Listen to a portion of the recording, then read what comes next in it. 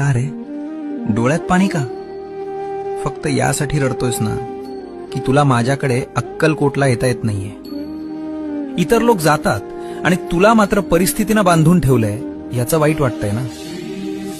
तू तिथे येऊन त्या गर्दीत मला शोधतोस, पण मी तर तुझ्या घरातल्या त्या कोपऱ्यात तुझ्या देव्हाऱ्यात मांडी घालून बसलोय.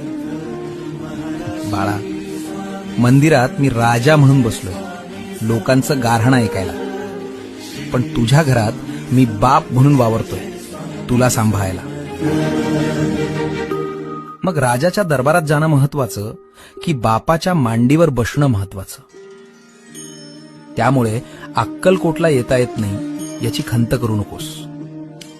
आत्ता याच क्षणी डोळे मिट आणि बघ, मी तुझ्या समोर उभा नाहीये, तर मी तुझ्या आत बसलोय. का रे?